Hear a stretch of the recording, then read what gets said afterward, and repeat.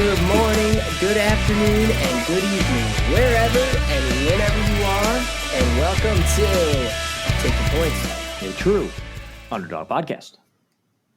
How you guys doing? The boys are back. Back in town. Back. No more all by myself. The crew is back. It is so good to see one you team, both. one dream. It is, my back is sore from carrying the pod over the last 2 weeks. Damn it. Dude, you did. I'm happy to have you guys back. You guys both took vacation at the same time. Let's start there. How were the trips? Did we enjoy ourselves? Are we tired? Are we relaxed? How are we feeling coming back from 2 vacations for you both? I feel good. I didn't think it was. I went to Disney World with kids, and it was hectic, fun, and stressful all at the same time. I don't feel recharged. Okay. In any way, I actually probably feel a little bit run down, but it's tough. Tanned. Yeah. Is good. Okay. Mm-hmm. Wilson, I would say similarly. Steve sent a text in our group chat that I just laughed out loud when you said that, Steve. The description of the vacation was so spot on for how my experience was as well. You were like, kids up early, staying up late, temper tantrums, sit-down dinners are brutal, but overall it was a blast. That's exactly spot on. We had 5 a.m., 5:30 a.m. every morning, and a lot of tears for no reason, seemingly to me. But so many, because. Just because. But the water slides at Atlantis in the Bahamas are freaking lit. I was flying down those things like I was a kid, just loving it. Wait, Wilson. I can picture your wife just being like, "Wilson, we gotta go." Like you being like the little kid in that situation, where like literally, just one more, and like running away from her. I'm going back to the room with Milo. Like, are you going one more time? And I was like, I gotta go one more time. Literally, that happened. Yeah, you are 12, and I love it. Steve just opened a can of margarita. If you didn't hear that, all the way in Ohio, based on how loud that was. Sorry, I know. It was like a Coors Light commercial. The way that opened up, it was good. Yeah, you know how we crack them here. You gotta once you hear that crack, man, it's time. I know. Here's the real question. Brought to you by our friends at Canned Margaritas. Did you guys make it back for the Masters? The conclusion of the Masters? Were you both back, sitting in your seats on Sunday? I got a great story about this. All right, let's hear it. So I'm watching on the live TV on the plane because we're flying home. I'm watching the final round. Rory is literally about to hit the putt to try to win it outright before the playoff. And the announcements, the plane's like just taken off, and the announcements come up for like the safety, like the buckling in and all of that. Literally at the moment that he's in his backswing, about to hit the putt, and I missed it for the stupid safety announcements from Delta. And I come back and find out they're about to do the playoff, so I got to watch that, which was amazing. We got to talk about when you're on Delta or an airplane and they come on and interrupt. I'd like when they got to know to like release the talking thing when you're taking breaks, so it doesn't just continue. You know what I mean? That happened. So nothing really to do with your story other than the fact that you paused, but that was just me to be able to go off on a tangent on people talking way too much on the Delta. Like, we'll have Coke products available today and cookies. Pause. Yeah. We still can't see anything. Can we just maybe release the button? Like, no one cares. Yeah, no one cares. Like, Coke or Pepsi, like, I have anxiety on this flight. Like, it doesn't matter. Please let me watch this movie, please. I only have an hour on this flight. Wilson, I was so pissed. How'd you find out? Then, obviously, the TV kicked back on. And it kicked back on, and I saw it. I was able to watch the replay of him missing that putt, which was so Rory. It was just literally what he does. Yes. And then just the epic shot, the approach shot that he had in that playoff hole. Crazy. Yeah, it was awesome. I was so happy for him. I know we're going to talk Pistons, but one thing I was thinking about on because we'll probably have mostly Pistons talk with the playoffs starting, but I think this Masters conversation is incredible. Like, I think I read it was the most viewed Masters, I think, since the Tiger Masters when Tiger won, obviously, which Tiger draws everybody in. But, man, Rory, just like the way he was emotional after he won, like, I don't know what it is. Maybe it's getting older. I felt this way like when Tiger won too, but like seeing the relief on his face when he won, like those tears, like that's like authentic, like sports at its finest. And I was just like, Rory's had an up and down, I feel like, kind of career with the public, right? And especially he's going up against Bryson DeChambeau. There's the live, non-live thing going on, right? I think he said Bryson DeChambeau said Rory didn't even talk to him the whole round. He didn't say one fucking word to him the entire round. Like, just except crazy. for he did ask him to move his marker. I saw at one point. But good though, dude. Like there's too. I think there's too much. Maybe this is a little tangent too, but like I think there's too much of that like camaraderie between like opponents in sports. Like this dude's in your way to achieve your goal. Like step on his throat. Don't talk to him. Don't be his friend. Be his buddy after. Right. But like when it's going down, I love that about it. Yeah. And it worked because Rory, I mean, so I didn't get to watch hardly any of it because we were on a TV embargo at our house after the vacation, and the amount of TV that we watched in our hotel room, like between getting ready in this tiny ass room. So we were on TV embargo. So I just kind of followed along on my phone, but I mean, Rory had this one coming, and it really just kind of had the looks of another implosion at some point, and then he pulled it together. So the emotion at the end, man, that's what's great about sports. You can't script that. Like that only comes like in real so good moments. It was so good. I was listening to the Bill Simmons podcast. I'm a big Bill Simmons fan. And he was talking about, I thought it was a great point in golf. If you think about all of their sports, he was talking about with Ryan Russillo this week, how like golf is the one where like it's such a just challenging sport when you think about the fact that you have to be dialed in, but you're also like incredibly jacked at the same time. Like you have to control all that emotion into like one perfect swing, where you think about like football and everyone's like pumping up each other before the game starts, right? And you're like, I'm just going to go have this like physical attack on other people. Mm-hmm. Like golf is so hard because it's almost like the more amped that you get, like the more it's going to throw you off. So you have to control all these emotions. That's why I think golf is one of the hardest sports that exists because of that. It's just such an oddity. You don't get that in all sport, right? You can kind of carry that physical momentum. Golf is, you overswing. I mean, Steve, how many times have we been golfing that happens? And you're also, right. You're also 6 beers deep.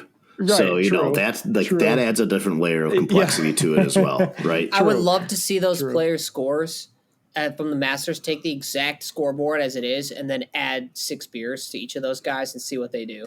Well, you can. Now we're way off course here already, but we play that with our buddies sometimes. Like if you get, for every beer you drink, you get a stroke off your score. Oh wow! Right, that's very generous. But then again, you drink 10 beers, and now like, where's the point of diminishing returns? Oh, definitely there is a point. So like, where's that sweet spot? So I would love to see like a pro tournament in that style. It's like that fine line of like feeling loose, because like I feel like this is Rory the thing, on 4 beers would be like that would be so much fun to watch. Right, because you're just like free swinging it. That you're just letting it fly, man. Like I feel like he'd still shoot a 68. But probably God, for sure, like a 64 because he drank 4 beers, and he'd be like that Irish accent be like real thick. But just to go back to like a serious note, the career Grand Slam, I think that emotion that you mentioned that he had there, Robbie, was like, I think that was weighing on him so much for 11 years. For sure, like. He was just the 5th person in history to ever do that, which is insane. Yeah. Nobody's done it since Tiger 25 years ago. So that's like actually a huge moment for the sport of golf. Yeah, that's crazy. Because nobody had done it before Tiger for 30 years or something?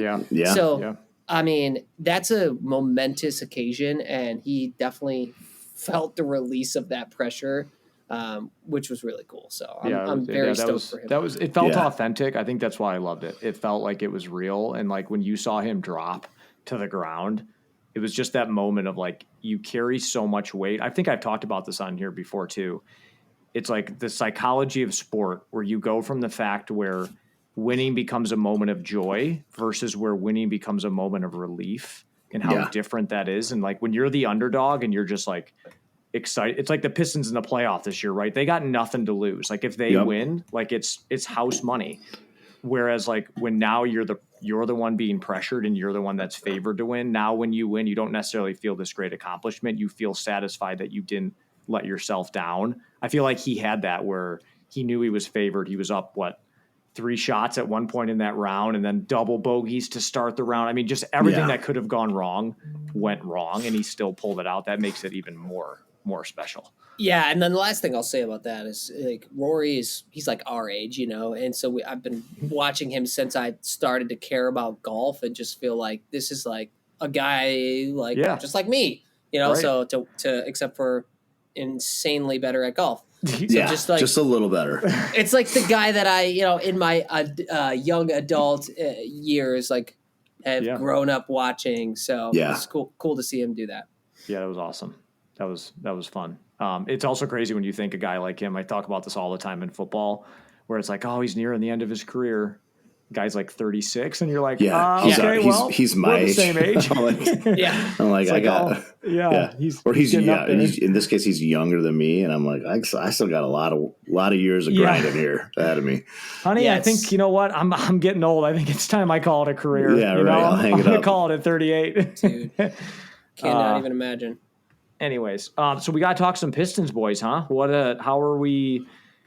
Playoffs are here. Seeding got locked up, right? So Pistons taking on the Knicks. It was a little bit shaky there at the end, kind of who they were going to end up playing.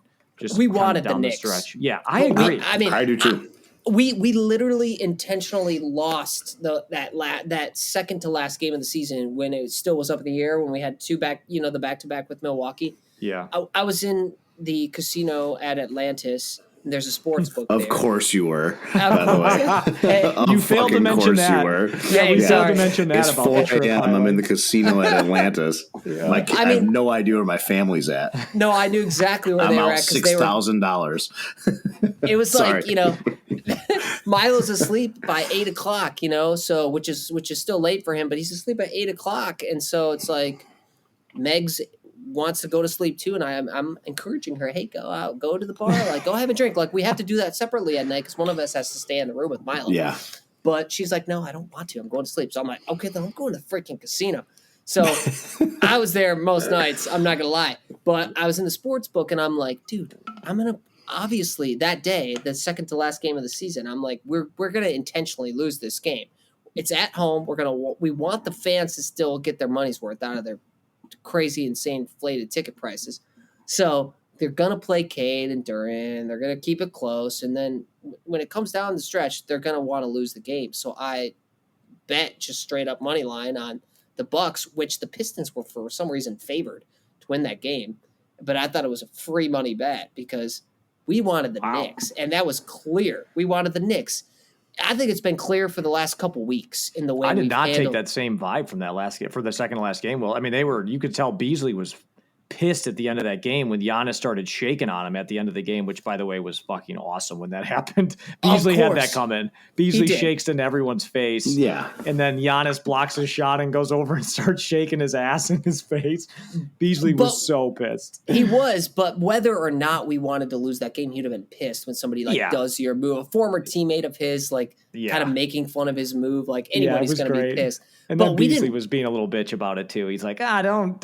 It's like, dude, you do that. Like, if you dish it, you got to be able to take it, Yeah, but dude, I support him. I support my guy. Oh, yeah.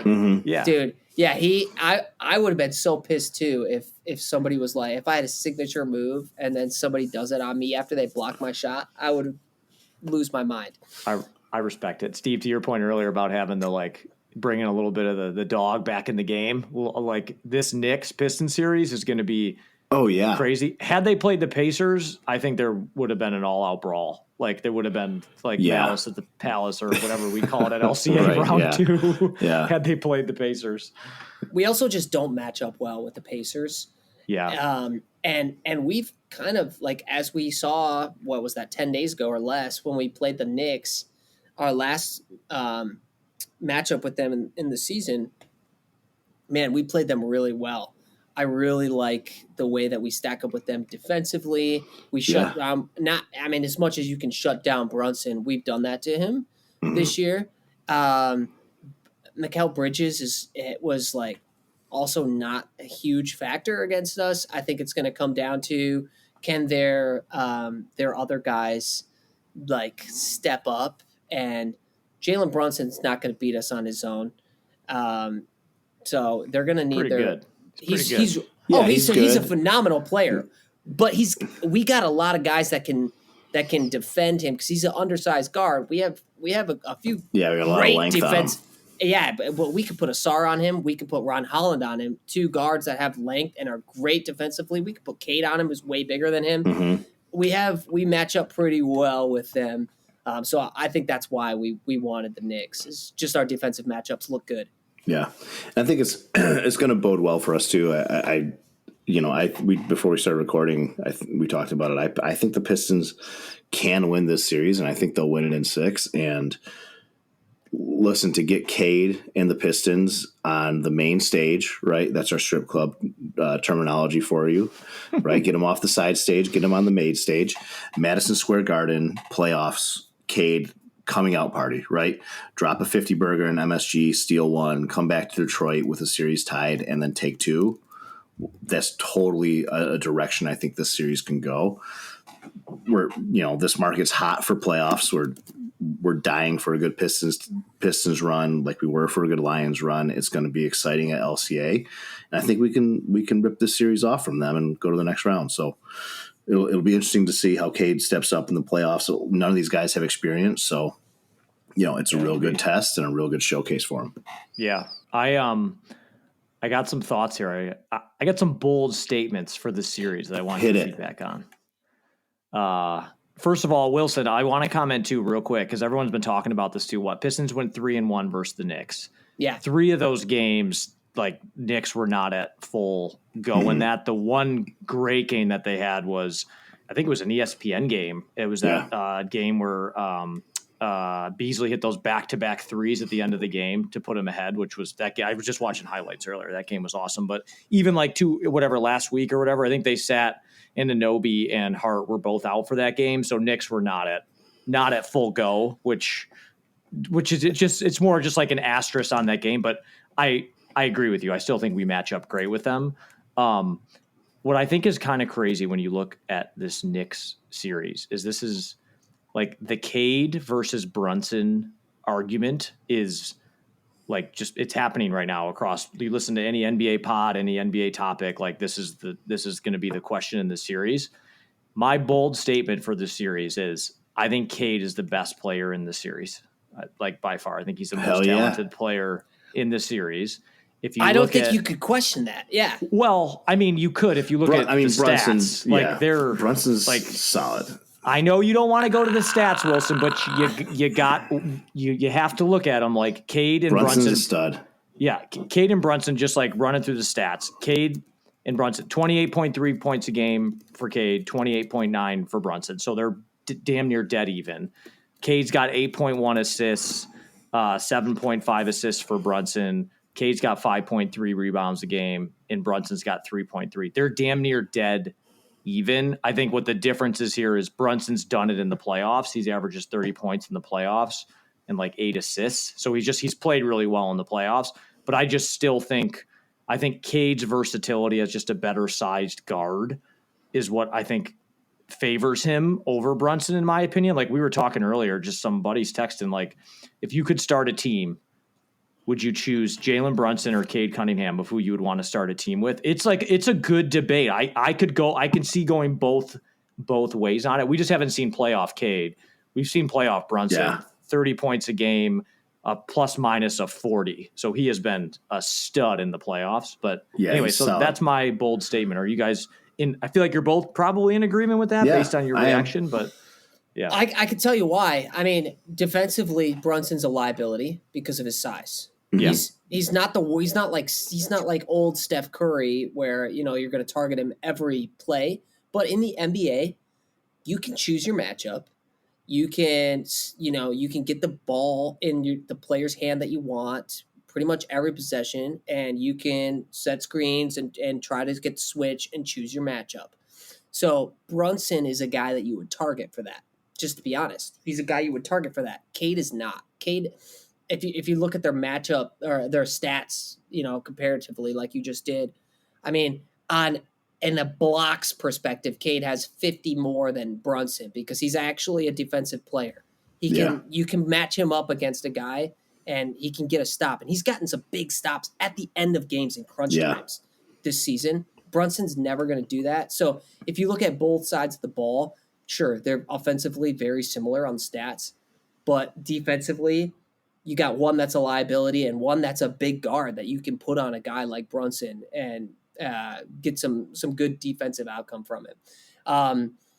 So I think it's Cade all the way as the best player in the series, and I would actually say that even though Brunson's a tremendous player, the more important player for the Knicks is going to be Karl Anthony Towns in this series, just because of where he's a bitch.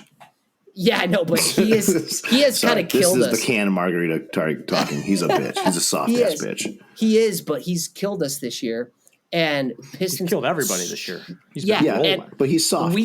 We struggle against bigs. I mean, he's second in the NBA in rebounds per game. So I wouldn't say that's fine. But I think he's a soft. I think he's a soft player. I think he's a soft based player. On what? Based on what? Based on he had to get Jimmy Butler traded because he clowned him in practice all the time. Okay. Mentally soft. Mentally soft. He's a mentally soft player, and I think that's not what the Pistons are. This is a team that grinds for every win. They're a tough team. They're tough up front. I think they're going to bully him around a little bit, especially if you start to get Duren and Stu to switch off. Both those guys can defend him. They're gonna get in Towns' head, and I think he's going to be a lot less impact. He's still going to get Towns is going to get his boards, he's going to get his points. He's going to shoot the three. He's a good player. I just don't think he has the mental capacity to put the weight on his back because of what Wilson mentioned in terms of, we're going to be going after Brunson pretty hard too on the defensive side. Well, in my opinion, and this is maybe my bold statement of the day, and I never thought I would be saying this because I've clowned on him. Isaiah Stewart is a top 3 or 4 important player for us in this series, which is because of what you were just saying, Steve. He needs to get in Cat's head. He needs to shut him down a little better than we have all year because he is our best rim protector, even though Jalen Duren is 4 inches taller than him. I know. Isaiah Stewart is he's a dog, and that's what he does is he pushes guys around and he gets in their head, and he has to do that to Cat this series. So he's going to be more important than he normally is for us. He's always he's there in the mix, but he's a key player for us in this series. Yeah, he's had the second half of the year, I think, too. He's definitely shown he's thrived in that role, right, of just being that off the bench, high impact player in terms of the defensive side. And we're going to need him more than ever in the playoffs, and I think he's going to step up. Yeah, because Jalen Duren is making silly fouls. He's out of position. He doesn't do well with big guys who like to get outside a little bit and stretch the floor. He's not. Which is where Towns will kill you because that's what actually. That's what I mean. Towns will get his. That's the part of that. That's the part of Towns' game that I think is underrated. Yeah, second in the NBA in rebounds, second on the team in scoring for the Knicks. He shoots 42% from the outside, which means again, if and this is, I think the Knicks are actually going to be in a similar position as the Pistons are going to be defensively. Where if you look where Cade has been really successful in the Knicks, it's been the pick and roll because I was just reading about this earlier.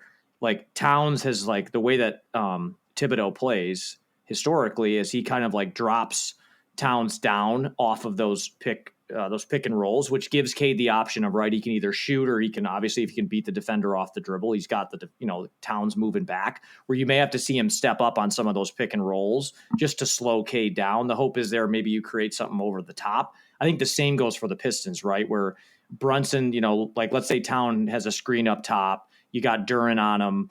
He goes around his defender. Asar's still chasing. Duren jumps out to stop him. That's where a guy like Towns is going to kill you. Where the Pistons don't necessarily have that with the pick and pop. Obviously, Beef Stew can hit an occasional 3, but Duren's not shooting that shot, which is where it's more the lob toward the basket is where you've seen so much success with that with Cade. It's not, you know what I mean, the typical Draymond pick and screen or pick and roll where then you kind of hit him at the top. But I think that's going to be a key part of the series is how does Thibodeau defend off that pick and roll, knowing that's been a huge, huge thing for the Pistons.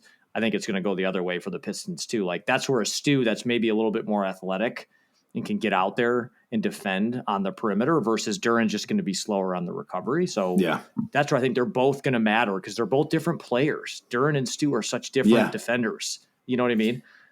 Robbie, I think that was, and I don't mean this in a patronizing way, in any way. That was like the most insightful basketball thing I've ever heard you say. Like, I don't have anything. I don't have a rebuttal at all. No, I'm just like, like that all checks out. 100% so true. Very good. There was a lot of fun. I don't know how to take that. Thanks. Take it well because I was totally aligned with Wilson. I was like, I don't really have anything else to say to that because like I agree 100%. It was just great. Yeah. It was like you were. It's like you were given the player perspective. It's like you prepared for this. I did. Conversation. I spent about 2 hours before this podcast getting ready for this. That was really good. Yeah, we can tell. That's probably why. Hence my bold statements that I still want to share. Yeah. But go ahead. Oh, that's right. That was what? Bold statement number one? So that was one, was that Cade is the best player in the series. Here's my second statement is the biggest X factor in this series is the Pistons bench. Because I think it is a massive, massive advantage over the Knicks is the Pistons bench. Because if you look at the Knicks, which is kind of crazy, or the Pistons ranked 6th in the NBA in points per game coming off the bench. A lot of that's from Beasley. We know he's been a stud. The Knicks ranked, I think, second to last in the NBA in points per game coming off the bench. Their starters, you guys may know this, the Knicks have 3 of the top 10 starters in the NBA that have played the most minutes. They've literally played 3 games worth more of minutes than anybody else in the NBA. Their starters. Wow. Like that's a lot of wear and tear. Right. And you're like outside of that top 5, which I know is great. Like you got Robinson's coming back from the playoffs. He's he's obviously going to be healthy. Outside of that though, they got no depth, which to me it's Beasley, Beef Stew, Sasser could see some minutes in this series. Who knows? Ron Holland. Yeah. I think Fontecchio just has not been good. I'm kind of off of that train, but like those 3 to 4 guys could play a huge role because I think it outweighs anybody that the Knicks can put out there. Foul trouble. Think about it. Whatever it is, I think the Pistons are just going to run more guys at them. So that's my second bold, or I guess just overall statement is I think the Pistons bench will play a massive X factor, probably the biggest in this series. Yeah, and I think it's a good point. Like the guy that we're the lowest on in that on our bench is Tech, who was a 40% free throw or a 3-point shooter last year. Yeah, like that's the guy that we have the least confidence in. Like that's right. I think the depth is like clearly there based on that. And the Knicks, they had to give up a lot to get those guys to get Cat, to get Bridges, right? And that's going to show, and it clearly is based on what you just shared. Yeah, they got They have no depth, and that's going to be where. If our bench can just keep us in the game until the starters come back, it's going to eventually take its toll. Yeah, I think obviously like Beasley he plays starters minutes and he's our second leading scorer. On the team. So him off the bench is clutch, but it's almost like not even really bench. Yeah, it's kind of like a cheat code. Yeah, it like skews the numbers. Yeah. Totally. But the other guy that you mentioned that I think is so key in this series, and I hated on him for a while, and I did not like this draft pick, but now I've come to love it. Is Ron Holland. I've completely turned around on Ron Holland. He's a great defensive player, and he's also become a really decent offensive threat. He can take it to the basket. He's a great finisher at the rim. Super athletic. He's going to get his for sure. And he's gotten even better. He had a game recently where I think he scored like 13 or 15 points, and they were all impactful points. Like they were in big. Was he 20 years old too?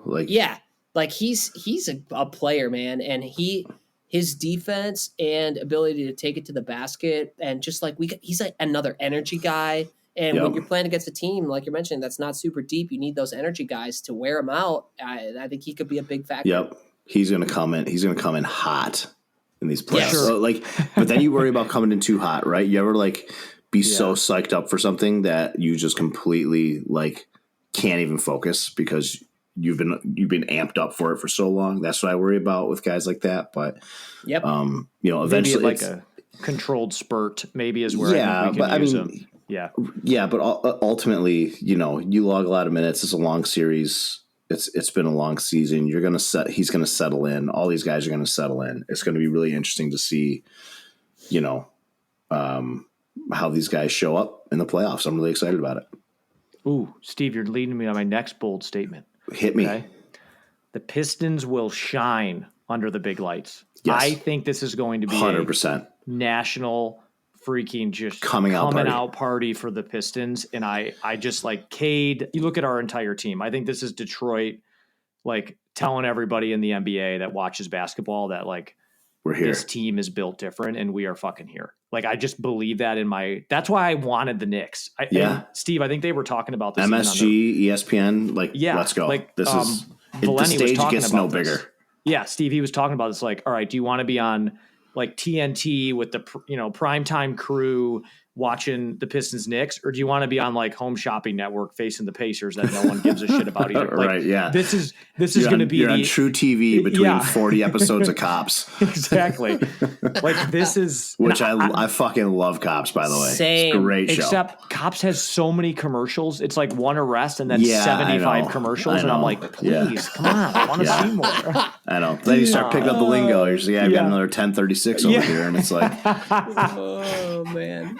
The domestic gotta clean that up, So, but how do you guys feel about like Pistons and the big lights, like Cade? Because I feel like the games we've had this year where we've been primetime, I was looking at the record too this year. Like we went 2-0 against the Lakers. Like they've 3-1 against the Knicks. Like we've played pretty well against these big time teams and these, call it probably the biggest NBA kind of arenas, right? That have the most attention to them. I think they're still carrying that. Bickerstaff has a chip on his shoulder, just a natural chip. I feel like everyone carries that. And I think that's going to bode well for a team that doesn't have any pressure. Pistons got no fucking pressure at all. Literally, like you said earlier, nothing to lose. And wasn't the Heat game where Cade hit the game winner? Was that national too? I think it was. I think it was. Yeah. I think it was. So they step up, and that's what I mean. Like for me, Cade, Madison Square Garden, TNT, primetime games, like this is it. This is where we need to be, and it's going to set us. I think this series, win, lose, or draw, like obviously no draw, but win or lose, this is going to be the series that sets up the direction of this organization for the next 10 years. And I think especially Cade, like he's averaged 30 plus points per game against the Knicks this season. Obviously, 2 of those games at Madison Square Garden. Like he loves it, and he has. If there's anybody on our team that maybe is feeling any pressure, it might be him, because I've even seen like the headlines, like who has the most to prove or the most to lose in this NBA playoffs, and he's listed on there. And he knows that. I don't think that's going to get to him though, because if you just look at the way he plays, where nothing beats him up, like we've talked about, like he just plays his game, he plays at his speed, and he's confident in it. I think that's why he likes the big stage, because that doesn't rattle him. Just like he can't get sped up. His mind doesn't get rattled by this kind of stuff. Very composed. Yes. Yeah. And so I think we have the perfect combination of like guys like that who have that confidence, and veterans who have been there, like Schroeder, like Tobias, like Tim Hardaway. Yeah, they've been like there. And even Malik Beasley's been in the playoffs. Like we have the combination of guys who have been there versus like also guys who are just too young to even know who that they should be more nervous, like 20-year-old guys, like 20 to 23-year-old guys, like who don't even realize yet where they're at. Like thinking about Jalen Duren, what is he, 21, 22 years old? Yeah, Ron Holland, Asar, 21 years old. Like they don't even know the pressure that they should feel, but they don't feel it because they're kids. Yeah, right. I think we have a great combination of that. Yeah. So I'm so pumped for this series. Can't freaking wait. Like I honestly cannot wait. Saturday is like appointment viewing. Yeah. I was going to say, I think what's interesting is these teams are so damn similar. Like if you look at their net ratings too, like you're talking 2 teams that are both ranked within the top 12 in defensive efficiency, excuse me. And then same on the offensive side. Like I think the Knicks ranked 8th overall in net rating. If you pay attention to all the net rating, Pistons were 12th. Like these teams are so damn similar. It's like a 2-point differential, which is why they played such great games this year, well, at least when they were at full strength. But again, that's where I think that bench comes in. And I do think, moving to my next bold statement, is one guy that I think is maybe one of the, I know I talked about the biggest X factor in the series could be the Pistons bench. I think one guy that could play a massive role for the Pistons, and you just said as a veteran guy, is Tobias Harris. Sure. I think when he was out these last, 7-8 games or toward the end of the year when he missed, the team was different without him, right? He's a decent defender. He can make that mid 10 to 12 foot jump shot, right? They go a lot of ISO with him low on the post when he's matched up against a smaller guy. I think he is, yes, we know Beasley's going to get he's going to jack up threes. Hardaway's going to be there, Duran, but it's Cade and Tobias to me plays a whole role. If he's hitting that, 13 to 17 to 20 points a game in this series, that is a major, major factor for the Pistons, because he's that steady veteran that just has been there. He's done it. He doesn't get rattled in the moment. He's not going to do anything too crazy, not heavy turnover prone guy. And he's a decent defender, which I think they're going to need in this series. So I think Tobias might be my biggest X factor from a player perspective on the Pistons, knowing he's coming off the Achilles tendonitis or whatever he had going on. Do you guys agree, or any other players you think for the Pistons side that you think are going to be an X factor? I think Wilson hit it with, I think Stewart, is just his defensive presence. He's all defense type player. I think he's going to have an impact. And I think this is the type of environment that Stewart thrives in, and he lives for. So I'm excited to see Beef Stew in under the big lights too. And it's not going to show on the stat sheet, but it's going to show in the game. Yeah, I agree there. And then I think, you're so right, Robbie, that Tobias is going to be, it's going to be really important that he can get going, especially get him in the mid range or in the post against a smaller defender, because he does end up playing a lot of those non-Cade minutes. Yeah. And we need him to be a go-to option during that time, and Tim Hardaway, and also Schroeder's got to be out there running the show. I initially thought we were going to play them together a lot more when we got him, but he's kind of running the show when Cade's out. There's a lot. I mean, we really need all of our guys to be at the top of their game if we want to win this series. Mm-hmm. But that's what I think our advantage is that we have a lot of guys who could, Tim Hardaway could step up. Right. He was in the finals last year on a team where he ended up averaging 17 points per game for that. Mm-hmm. And when Cade was out, he was dropping 30. Yeah, with he ease. Can do that. He can do it. He can fill it. Obviously Malik can get hot. Tobias can go off and get you 20 points, really any game. Schroeder's been there and done that. And when you look at his career and what he's averaged on the scoring front, he's always a double-digit scorer, and he's been on good teams too. And he's a great defender. He's pesky. Yes. You know who he reminds me of, actually? He reminds me of one of my favorite Pistons of all time, Lindsey Hunter. Yes. Just the way that he gives those guards no room when they walk up he is all over them as soon as they cross half court. Mm-hmm. He's on them like glue. And that reminds me of that. Remember that Lindsey Hunter, Mike James tandem we used to have? Yes, dude, I love that back in the day.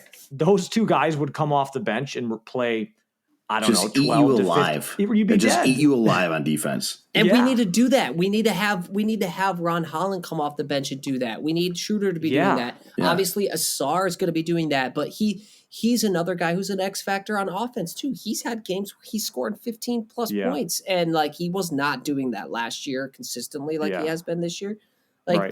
We just have so many options.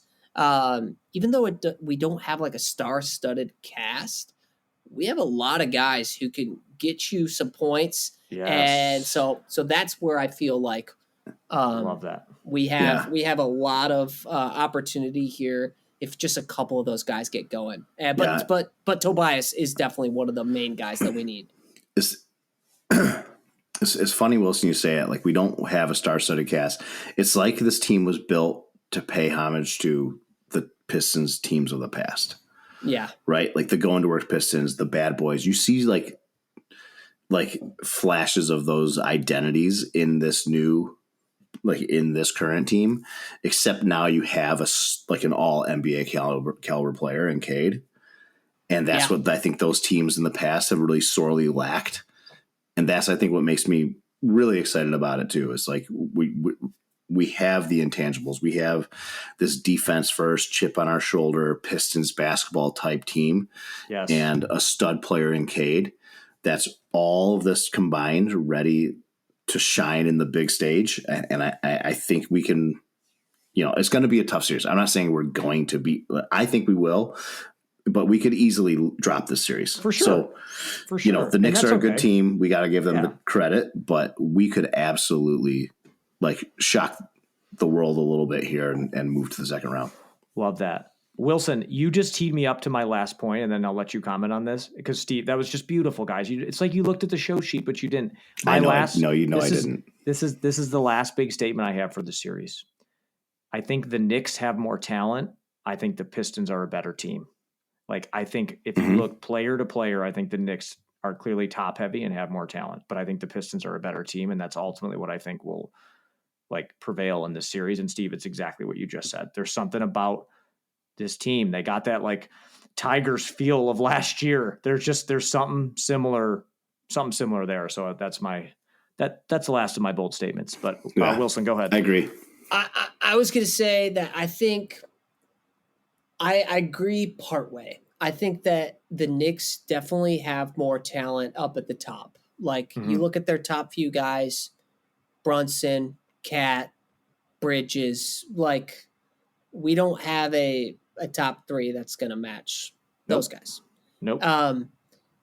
But to your point on the Pistons being a better team, I think we can be a better team.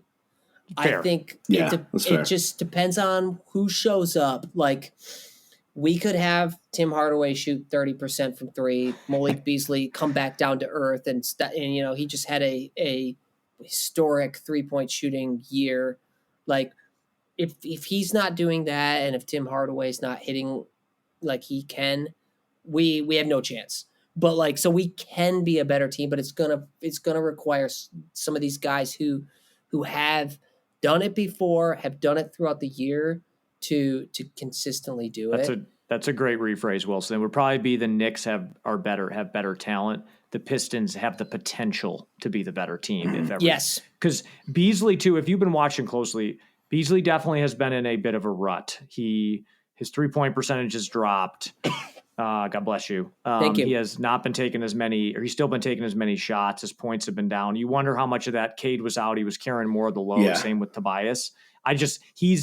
He's going to win Sixth Man of the Year, I would think at this point, based on just the season that he had. If you look at I was looking this up earlier, where our lineup is the best, it's actually with Beasley and Cade on the floor at the same time. That's actually, even though they don't start, but that's ultimately where they'll probably end up finishing this games. You'll bring in Asar and the Tobias defensive swaps at the end of the games, but those two on the floor together, just because it gives more shooting. If you have him, Hardaway, Tobias, even if you go smaller and you just have a Duran or Stu out there, that's where I think, especially in this series, there's going to be so much attention on Cade.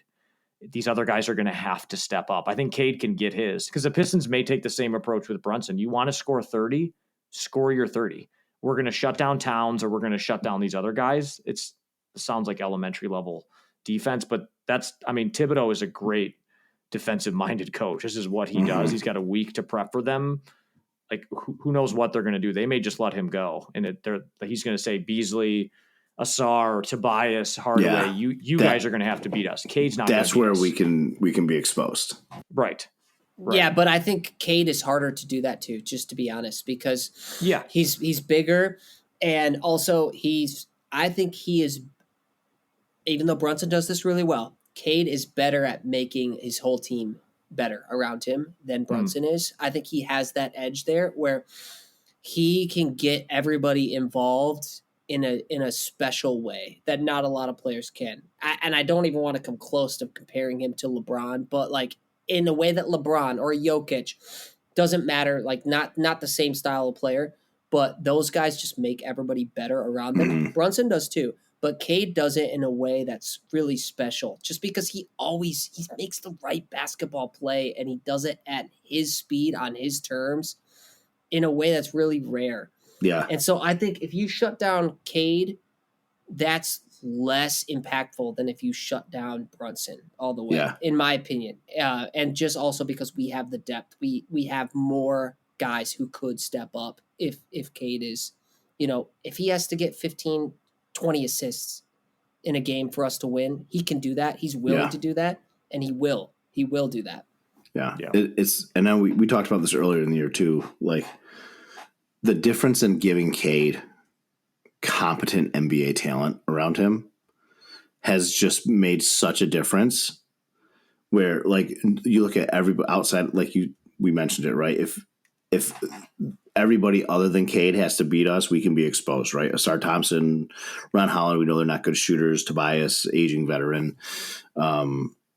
But just having guys around him like that can contribute, Cade's giving them the best opportunity to do it. And compared to, Walter Herman or whoever the hell we had on the team last year, like bro, you just took it back to 2012. I'm trying to think of who's the guy we had. It was like Abuke or somebody. We had Joe Harris. Shout out Joe right. Harris. We had people that are not in the G League this year.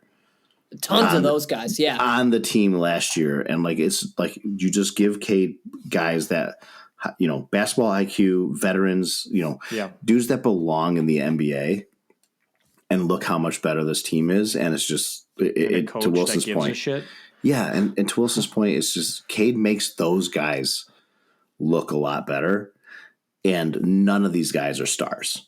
They're just look at Malik Beasley. Look at Malik Beasley as an example. He's never had a year like this in his career where he's been this insane. Yeah. And he's played with some great players. I mean, exactly. He played with Milwaukee last year with Giannis. Like he's played with good guys around him. It just he's never played with a guy. He's never been in a position where, and obviously, he played with LeBron, so you can't say he's never played with a player who makes other players great. But he's never been put in a position to have this level of impact, like this opportunity that he's got here, and then be paired with a player like Cade who can get him those open shots. Cade will take all the attention. He'll take a double team. He'll cause a shift in their whole defense, and then he'll find Malik Beasley on the opposite side. And he'll do that time and time and time again. And that's why Malik Beasley's able to shoot, 40, close to 40% this year. With so good. How many attempts did he? It was like a crazy amount of attempts. He has 8 open looks a game. He hit 4 of them. Like, that's great. That's insane. And the games where he's struggled too, to your point, I think, Steve, you said it, like where we could get beat is if he's not making those and he goes 1 for 9, which he damn well could. Like if we just flip the opposite of like, it's been obviously a lot of positivity of what can go right. There's also a lot that can go wrong. Like the Knicks are talented as fuck. Like if Brunson goes off and Towns goes off with him and they drop, 70 between the two of them, 65 between the two of them, they get another guy's chipping in 20. And Mikal Bridges can go off too. Like you have guys there that can do it. Yes. And I think it's the defensive side. Like Tom Thibodeau, like what he's been great at historically has been defense. If you look at this year, they've definitely improved the offense. He's kind of let it open up a little bit, which is not typically his style. And they've shown a ton of improvement with it. But he is going to create a game plan defensively, like every coach is, to try and stop Cade. And that's where I do think it is going to be the supporting cast. But there's a scenario where I see, the Knicks, maybe do win this series. Like, I wouldn't shock me if all, the Pistons, like, let's say the Pistons lose in 5 or 6, but the games are tight. You know what I mean? Like, it's a 1-point loss, a 3-point loss, a 2-point loss. Like, that could happen just because of the nature. It's this was the second round, and the Knicks were coming off a tough, first series with having pretty much no depth at all on their bench. Like now I would feel much more confident, but they're getting a week off. There's a lot of time in between games. As much as we talk about the bench piece, like I just hope the Pistons can wear them out with just throwing guys at them off the bench, like fresh legs, right? It's kind of like what Izzo did this year with Michigan State. It was like just rotating in 3-4 guys at a fucking time, which you just don't see that in the NBA. And I think that's like, it's going to be interesting watching the Knicks where they literally are going to have 2-3 guys coming off the bench, and that's it. They do not have a deep rotation where you're going to see 4 or 5 sets or subs coming in for the Pistons. And I think eventually that'll catch up to them. And it may not be, and it might not even be this series, but eventually that's going to catch up with the Knicks. Yeah. That's going to be their flaw, their fatal flaw for them. I agree. Thibodeau's played them so many minutes. Like this is especially with Towns, a big guy like that. That's just hard. Like you got to like as they move on in the playoffs, if they were to beat us, like you take on even more athletic big men, which not and that then ours you got to are go not, against but- Boston next round. Like they're going to run you down. Yeah, Porzingis, like it's just, anyways. There's a lot there that's going to pose some challenges, but yeah, we'll see. I got two things that I wanted to make sure that I mentioned in this. Let's hear it. Number one, Pistons haven't won a playoff game since 2008. Mm-hmm. Okay, 17 years crazy. ago was our last crazy. win in a playoff game. That's We've been there a couple insane. times, and we've been there a few times actually since then, but we've gotten swept every time. So the last time was 2019. Yep. So and then I'm Blake 2015, Griffin's 2016. one leg. Yeah. And I actually was looking at the roster for the 2015-2016 team, which was the last time we were there before that. And I was shocked to see, like, that was a decent team. Like, some of the guys, that was when we had just drafted Bruce Brown. We still, that was like the peak for Andre Drummond. Like, it was a solid team, but they got swept. Was that Reggie Jackson too in that team? Was that when Reggie we had Jackson. Mm-hmm. Yeah, Luke Kennard maybe, right? That Luke was Kennard like was that. on the Tobias was on the team then too. That was Tobias' first time That's a around. solid. Yeah. It's a good squad. But we solid. matched up with LeBron the year that Cleveland won it all in the first round and, got swept. Yeah, we hung in close. All those games. Yeah, were didn't close we get losses, feisty really. one game in there? Didn't it really We come did. down to the end? A couple of those games. I feel like right? every game we lost. Like I feel like we lost that series by a combined 20 points. We Yeah, it was competed tight. for sure. We It competed. was tight. But yeah, I don't think that is on the table in this series. I don't think there's a chance that we walk out of here without at least getting our first playoff win in 17 years. So That would be a disappointment. I agree. Yeah. Huge. And LCA is going to be the roof is going to blow off that place, especially if you take a game in New York. Yeah. Imagine Yes. that first playoff game at home. That place is going to be bananas. It's not going to be like it was when Blake Griffin was hobbling around and we were doing the ref you suck chants because they were, catering to LeBron. There's going to be a good series, and I think like the crowd's going to show up and the home Detroit crowd. This is one of the best sports cities in the country. Like Really is. I stand on that. That's a hill I will die on. We're going to show the fuck up this week or next week, and it's going to be No great. doubt. Yeah, I should have ended with that thing. But the one other thing I wanted to say was, I just found this super interesting. I don't know if you guys knew this, but there's only been 3 players in NBA history that have made more threes than Malik Beasley did this season. Oh, really? Yeah, and I wanted to see if you guys could guess who those 3 players are. Got to be Ray Allen's. Got to be one of them. Yeah. No. Steph? Ray Allen has never made as many threes in a season as Malik Beasley did this year, Steph which is has, though. crazy. Steph or Clay Thompson on there too. Clay has never made as many He's threes. one of the best 3-point shooters in NBA history, Which isn't he? is shocking to me. Clay is just below Malik Beasley. He's the next player after him. Well, and then Anthony Edwards made more this year. Anthony Edwards. Yep. So and there's 2 of then- them. There's one more. Reggie? No, not Reggie. Still in the NBA. Still in the NBA.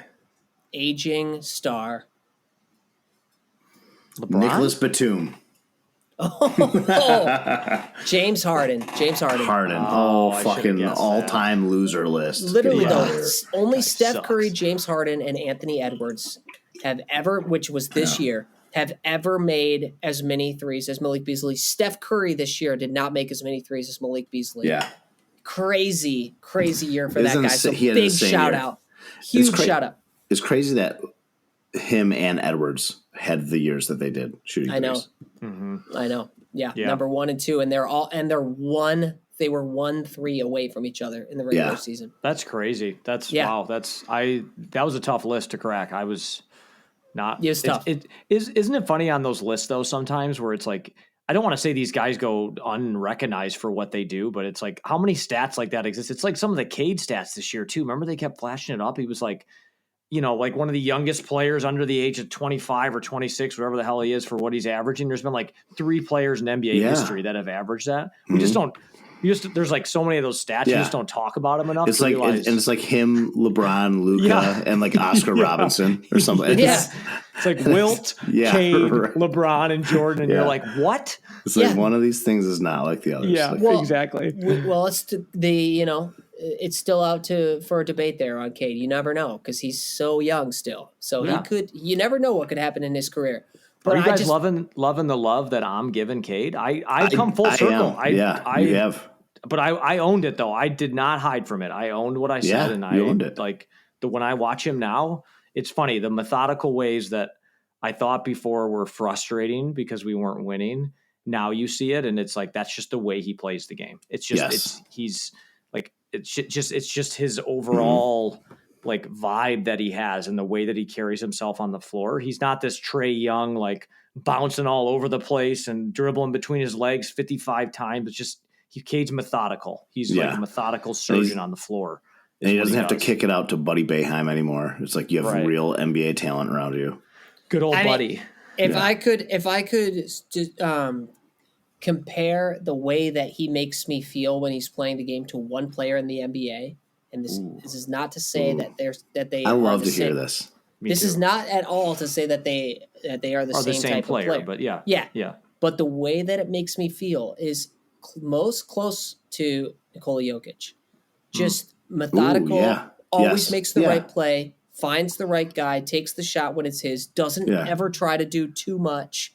Kind of that quiet killer, like not, Yes. Ooh, like 100%. very composed, very composed, doesn't get too emotional unless you don't let him step on the line during the free throw.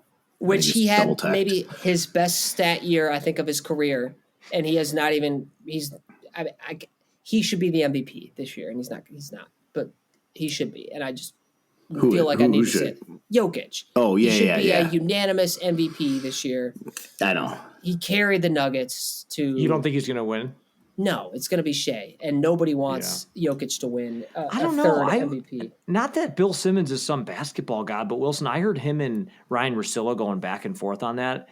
They felt like they were leaning for Jokic just because he's literally having the best year of his freaking life. I know he deserves it for sure. Not going to happen. And he's a unicorn. I mean, he's oh yeah, he's considering he's doing it all at 7 feet tall. And the fact that team, they've been falling apart. They fired Mike Malone and their GM with a week to go because they realized like this shit is just not going well, and he's still playing out of his mind. I think they figured like let's do this before the playoff starts and just hope maybe we can catch lightning in a bottle.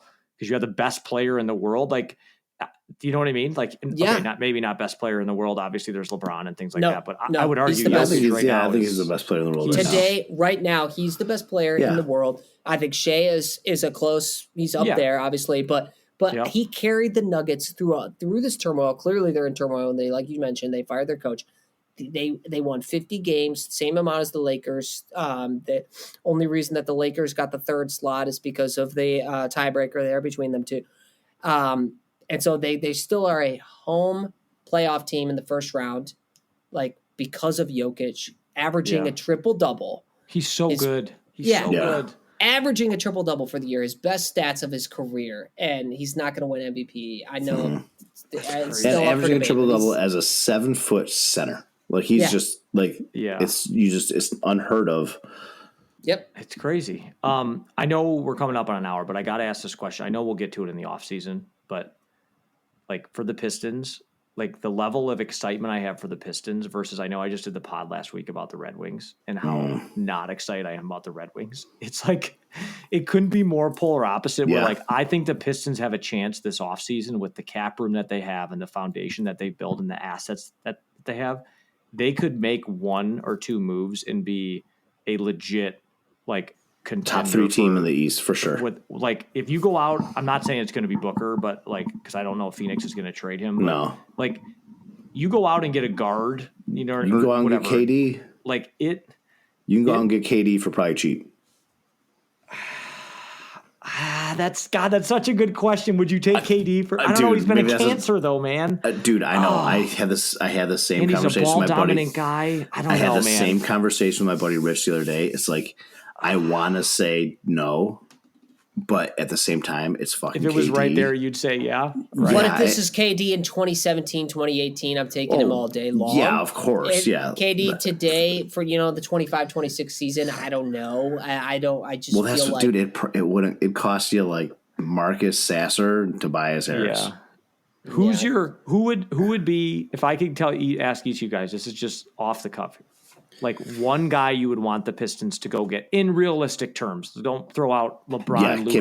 Can't be Jokic. Right, or Jokic, whatever. And like we know that SGA, that's not happening.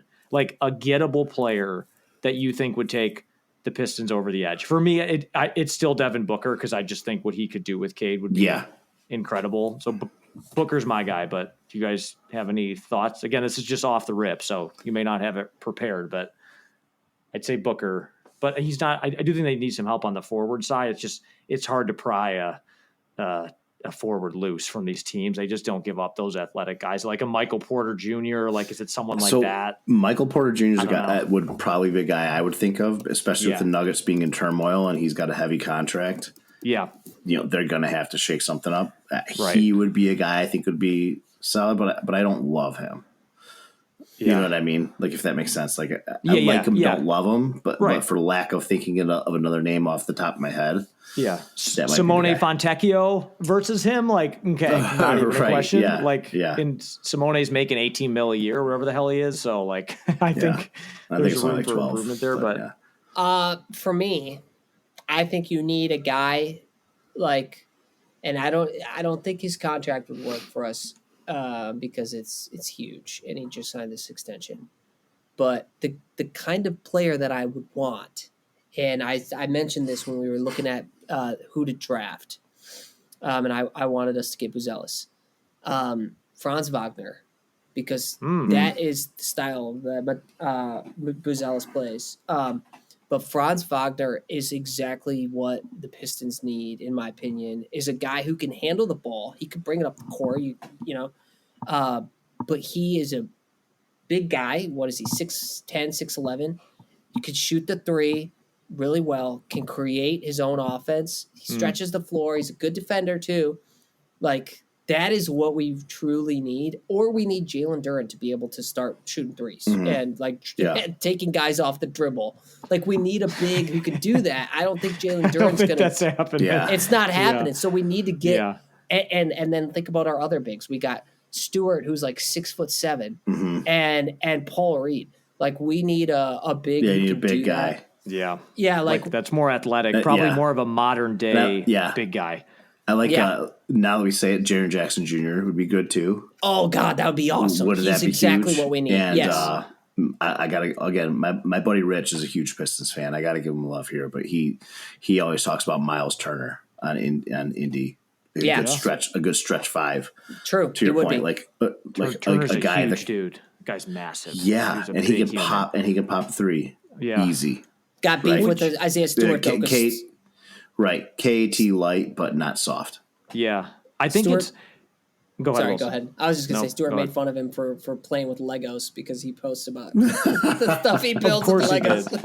Of course he did. That's Stewart's game, dude. He gets in your head, dude. He wants you to think about that when you're playing. Yeah, that's an X factor. I think it's so interesting, and we'll probably get into this next week too when we talk about the Lions, because I think there's a lot of like similarities there. You could even argue the Tigers too. Of like, I think Detroit fans are going to have to get comfortable with the fact that in order to like get better, you're going to have to move some assets that you're used to seeing, right? Like some of these guys that were like, oh, they're going to be here forever, right? Like, for example, you look at a guy like Duren. I'm just saying, like, I know he's a young guy. Like, okay, do you pair a Duren and an Ivy to go get a stud? Like, that's what the cost of doing business is going to be. And that's where I think it's just going to be really fascinating to see how Trajan Langdon maneuvers this offseason, because Duren's going to be due for an extension. Like, are you going to give him a max? Like, probably not, but you're going to have to pay the guy. But he's really he's a limited offensive player, right? He's good on the pick and roll on the lobs, and he's a decent defender, pretty good rim protector. But is that worth a, massive contract versus you can go out and get someone, right, Wilson, like you were saying? Like, could you make that deal and go get Franz? I'm just saying, like, that's what it's going to cost. You're not going to trade, Ivy, Marcus Sasser and Paul Reed for a stud. Like, that's you're not trading Bobby Klintman and right. And but that's exciting to me though. Like the fact that we could be in those conversations, especially in the NBA, like that's that's Yeah. cool. Like that'll make for a good offseason. And we have all of our future draft picks. We have a shit ton of seconds that I think you can convert to first. This year's draft, get somebody. You can be. It gives we you don't the have flexibility. a first this year. We do not have a first this year. No, right? that's going to. Or who would it's going to Minnesota. Minnesota. Minnesota's got. Is it them or OKC that has like 37 picks? OKC has a bunch. Utah has a bunch. San Antonio has a bunch. It's crazy. But, I think on that point, Duran, I think is unfortunately not going to stick around unless he can develop some sort of shot, because Trajan Langdon and his whole team have got to see like that's what we really need to add to take things to the next level, as well as the fact that Duran, even though he can, he's a big body and he's not a liability on defense per se, but he doesn't necessarily have the best instincts. He jumps at a lot of fouls pump fakes, which causes him to foul a lot. And I know he's super young and he can grow into that, but we need a guy who's either stretch the floor or play way better defense. So I am not signing him to a max extension or even a huge extension. I'm going out and getting somebody else. Which is where an Ivy, like that's where you take a guy like Ivy if you don't think he's can play with Cade and you really shake it up and you're like, we're going to build around Asar, Ron Holland, Cade. We're going to re-sign Beasley. Obviously, I think they will. Tobias is still here for a year, but he's on an expiring. Yeah, he can be part of a deal too. Is Hardaway going to come back on a vet minimum deal to stay with the Pistons? Hometown guy, feels like he likes it. Like that's that. I love to like roster manipulation and trying to figure out how it's going to work. Because I think, and we'll talk about the Lions next week. It's so similar of like to get something, you got to give something up. These fans that want everything for like a bag of peanuts, like that shit just doesn't happen. You got to trade good talent to get good talent. And that's where I like being in that position as a franchise, like make your move. It's like we've been saying with the Tigers, like they're going to be in a position probably at this deadline. Like, are you going to make a move to go for it? And the wings too, same deal. You have assets, you have pieces to move, like shit or get off the pot, right? Yeah. I love it. I'm watching the Tigers. They're going to lose. Tigers just lost 5-0, yeah. They just lost, yeah. Did they? They didn't get no hit, though? No, they did not. That's okay. Yeah. That's been fun, though, Yeah, still, Tigers have been great. Top of the division still, even after that loss. Yeah. They got a big series coming up against the Royals. That'll be just I think the Royals are going to be their biggest threat in the division. I think Cleveland obviously too, but I think Minnesota's fallen off. I think it's going to be Royals, Tigers, or Cleveland. Definitely. Yeah. They've been fun to watch. But yeah, so we'll probably do some draft talk next week, probably hopefully earlier in the week. Because draft is a week from this Thursday, which is crazy. I've never been more tuned out of a Lions draft in my entire life. I know. Well, I mean, there's so many other things going on that have been exciting. Yeah. But I think obviously we'll also have to talk about Pistons at this point next week. Sure. We're going to have 100%. The playoff games are going to be what will they be, 2 games in? Yeah, I think at this point next week. So it is funny that we're all big basketball fans, and we get like you get us ripping on the Pistons, and we can just go clear out for an hour and 8 minutes on the Stones. And like, dude, I can give you another hour if you wanted to. Right? I got so many other things that I planned to talk about that at this point, we didn't scratch the surface. Yeah. Damn it, Wilson! My bold statements took you awry from the things you wanted to comment on. Your bold statements were fantastic, and the things that I was going to comment on are probably like way less thought about by the public. The average by the public. Fan. Yes. Totally. Can we talk about too, Steve? To your point too. I know we got to wrap, but like these Pistons tickets, like this is like Field of Dreams. Like if you build it, he will come. Like can Chris Illich see this too for his cheap ass on the Tigers? Like if you make a team competitive, the fans will pay out the ass to go to these games. Look at the Pistons tickets. It's minimum $300-$400 to sit lower bowl right now at this Pistons game that you couldn't even pay someone to go 2 years ago. It's insane. As much as I've made fun of Tom Gores rolling out of his tanning bed with his sock with his cock and sock, he may be turning into the best owner in town. Just the way, like he's up there. It's him and Sheila Ford right now. Like this team, like just going back to the fact that he paid Monty Williams to go away. and we're so much better now. We lost Wilson. We lost Kevin Brescher. The cock and the sock really got me. That really got me. I'm sorry. Well, yeah, sorry. Yeah, I know. That was good. I know that's not family friendly for some of us here, but that's okay. But your point is very valid. Like, man, he did what he had to do. He did everything he could do as the owner in that situation. Coming off of a historically terrible year, he was willing to pay that money, get rid of money, get a great coach back in, pay some veterans. Like, I don't know. I got to give him some props. That's the thing is it's so much easier to say, let's run it back and let's try again, as opposed to being like, that didn't fucking work and we need change. And that's on me. Like just the way he went about it. And yet he's still kind of a bozo. Like hearing him talk is cringy. Right. John but Say. yeah, right. Like you hear him at these pressers and you're like, dude, what on earth is coming out of your face right now? Like it doesn't make any sense. But he did what needed to be done. He hired the right people, and within months, this team turned around. He could be the idiot that we love. Right. Right. Yeah. Also, it's so funny when you think like, man, Gores could be one of the best owners in town. It's like, well, we only have 3 of them. So like, you know what I mean? Yeah. It's Gores, Ford, and we can all agree Chris Ilitch sucks. So like, yeah, Chris Ilitch is we're good on that. Dude. So like, it's really just Sheila and Gores at the top here. You know what I mean? Because if Gores finally realized if I put the right basketball people in place, and he's been hiring, just get out of the way and let them do their shit and give them the resources. Yeah. It's the same thing Sheila did. She was involved, but she let them do their thing, and she had faith and trust in the process. That's fucking huge. I could never own a team because I would same be here. The biggest micromanager. I would think that I know better, dude, and I would make terrible calls. I would be Jerry Jones. I'd be Jerry Jones. I'd be in there making draft picks. Yep. Yeah, it'd be so hard not to. I'd be calling players' family like, "Hey, you're a Detroit Piston now." They'd be like, "Motherfucker, dude!" Like, see, I think I'd be like Stephen Cohen for the Mets, who just is like, "I'm just letting it rip. Like, I'm worth billions of dollars. Like, spend whatever the hell we need to spend on to try to get a winner." Like that's what Mike Ilitch did, right? That dude just was like, "I will die with no money if it means we can get a freaking World Series." Like, dude, that's. I would also do that. Yeah, I would too. All these guys, you could lose. You can't lose enough money as a team owner to like not still be loaded. Like it's just so funny. Yeah.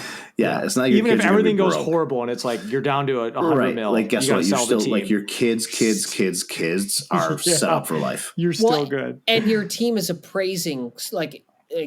The valuation of these teams has just skyrocketed over the last 10 to 20 years. $6 billion for the Celtics? Ridiculous. Are you nuts? Yeah. Did they buy it? Didn't he buy it for like $300 million?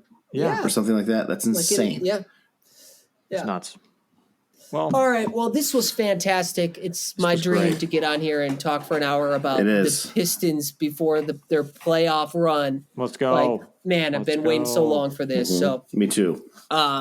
Can't wait to watch on Saturday. Can't wait to rehash what happens next week. And Detroit basketball. Hell yeah. Let's do it. Love it, dude. I can't wait for the fucking roof to blow off that place next week. Can't freaking wait. Yeah. Thanks for listening to another hour and 13 minutes of Take the Points. If you have not already done so, please like the show, share the show, tell somebody you know about it, comment on Spotify, all the things. We need you guys. But we appreciate you, and we'll see you back here very soon on Take the Points. A true $100 podcast.